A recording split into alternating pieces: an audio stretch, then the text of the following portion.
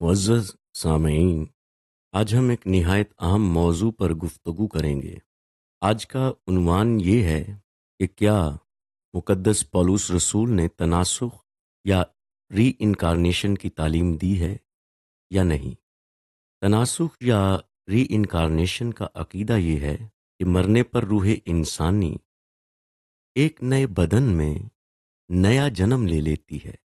नज़रिया तनासुख के मोतक़िदीन पहला कुरिन्थियों उसके 15वें बाब की 37वीं आया मुकद्दसा जो यूं है, और जो तू बोता है ये वो जिस्म नहीं जो पैदा होने वाला है। तो नज़रिया तनासुख वाले इस आयत को बुनियाद बनाकर ये इस्तिदलाल करते हैं कि पौलुस रसूल ये तालीम दे रहे हैं कि क़यामत का जिस्म या रेज़रेक्टेड बॉडी उस जिस्म से मुख्तलिफ होगी जो दफनाया जाता है, यानी एक नई किस्म का रूहानी बदन, यानी स्पिरिचुअल बॉडी होगी। यानी कोई मादी मेटीरियल जिस्म नहीं होगा, बल्कि गैर मादी रूहानी या गैर मरई और ना नज़र आने वाला होगा। और इसके लिए वो इसी बाब की 44वीं आया मुकद्दसा बतौर दलील पेश करते हैं। जैसे लिखा है कि नफसानी जिस्म बोया जाता है और रूहानी जिस्म जी उठता है। नफसानी और रूहानी जिस्म की मुदल्लल शरह अगले लेक्चर में बयान की जाएगी।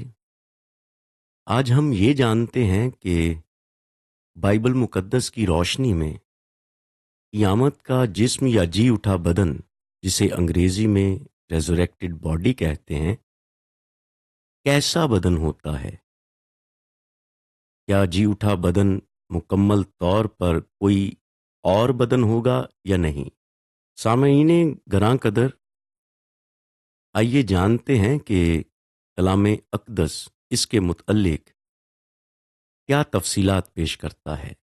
इस अमर में कोई शुबा नहीं कि क़यामत वाला बदन या जिस्म या जी उठा जिस्म यानी रेज़रेक्टेड बॉडी में हकीकी तब्दीलियाँ रूनमा होती हैं, मगर ये गैर जिस्मानी नॉन फिज़िकल बॉडी या गैर मरई जिस्म में तब्दील नहीं होता।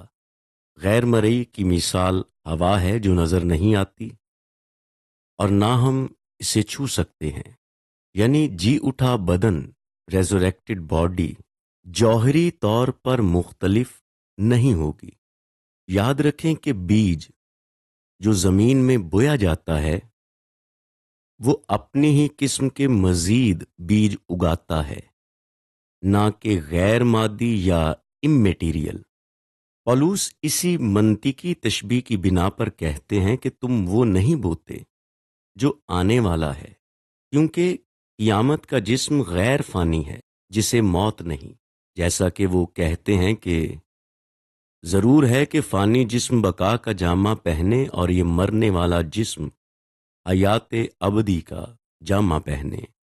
किताब मुकद्दस की रोशनी में गैर फ़ानी यानी इमॉर्टल का मतलब गैर मादी यानी इममेटीरियल नहीं है, क्योंकि इसकी मिसाल और शहादत मसीह ने खुद ये कह कर दी, जैसा कि मुकद्दस लूका की मारिफत लिखी गई इंजील के 24वें बाब की 39वीं आया मुकद्दसा में है कि मसीह कहते हैं कि मेरे हाथ और मेरे पाँव देखो कि मैं ही हूँ, मुझे छू कर देखो, क्योंकि रूह के गोश्त और हड्डी नहीं होती जैसा मुझ में देखते हो। मुअज़्ज़ज़ सामईन, क़यामत का बदन या जी उठा बदन अगरचे मुतबद्दिल यानी ट्रांसफॉर्म्ड और जलाली यानी ग्लोरीफाइड हो जाता है, तो भी मंतिकी इस्तिलाह में अददी एतिबार से वही गोश्त और हड्डी वाला जिस्म होता है, यानी न्यूमेरिकली सेम बॉडी। जैसे यीशु मसीह का जी उठा बदन वही था जो जी उठने से पहले था। तो यहाँ इस नज़रिए का रद्द हो जाता है कि कोई और बदन मिलेगा। मुअज़्ज़ज़ सामईन, जैसे मसीह खुदावंद का बदन था, हमारे अजसाम भी उसी की मानिद होंगे। जैसे कि किताब मुकद्दस बयान करती है کہ وہ اپنی اس قوت کی تاثیر کے موافق جس سے سب چیزیں اپنے تابع کر سکتا ہے، ہماری پست حالی کے بدن کی شکل بدل کر اپنے جلال کے بدن کی صورت پر بنائے گا۔ یسوع مسیح کے جی اٹھے بدن کی چند نمایاں خصوصیات یہ ہیں۔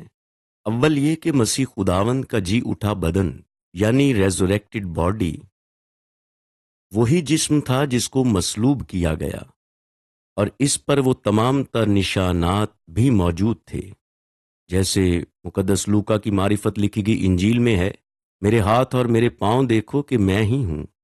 دوم یہ کہ یہ وہ جسم تھا جو پیچھے خالی قبر چھوڑ آیا، جیسا کہ مقدس متی کی معرفت لکھی گئی انجیل کے 28ویں باب کی 6 آیا مقدسہ میں وارد ہوا ہے۔ وہ یہاں نہیں ہے بلکہ اپنے کہنے کے مطابق جی اٹھا ہے۔ آؤ یہ جگہ دیکھو جہاں خداوند پڑا تھا۔ سوم یہ کہ ان کا حقیقی بدن قبر میں خراب نہیں ہوا تھا، جیسا کہ اعمال کی کتاب کے 2 باب کی 31ویں آیا مقدسہ میں درج ہے۔ وہ نہ عالم ارواح میں چھوڑا گیا، نہ اس کے جسم کے سڑنے کی نوبت پہنچی۔ چہارم یہ کہ مسیح خداوند نے اپنے اسی جسم کے بارے میں کہا تھا کہ یہی جسم نئے سرے سے تعمیر کیا جائے گا، جیسا کہ مقدس یوحنا کی معرفت لکھی گئی انجیل کے 2 باب کی 21ویں اور 22ویں آیا مقدسہ میں ذکر ہے، اور یہ لکھا ہے کہ مگر اس نے اپنے بدن کے مقدس کی بابت کہا تھا۔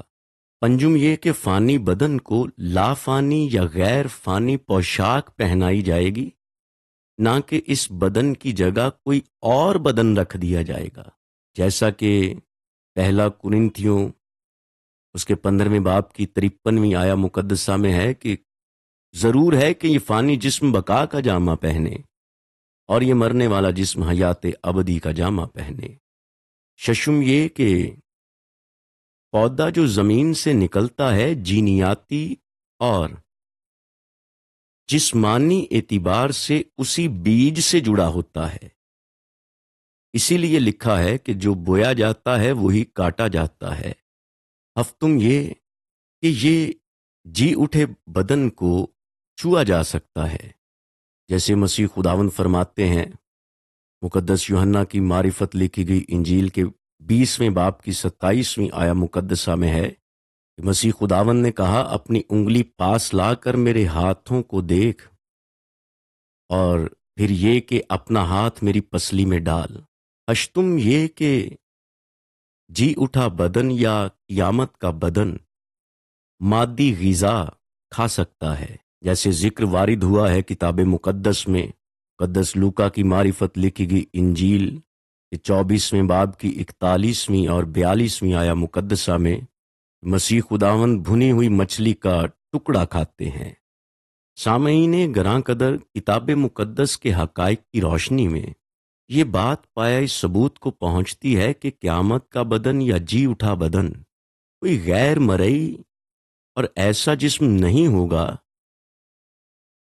جس کو ہمارے موجودہ اجسام سے تبدیل کر دیا جائے گا، بلکہ یہ کہ یہی جسم ہوگا، لیکن فنا سے بقا میں داخل کیا جائے گا،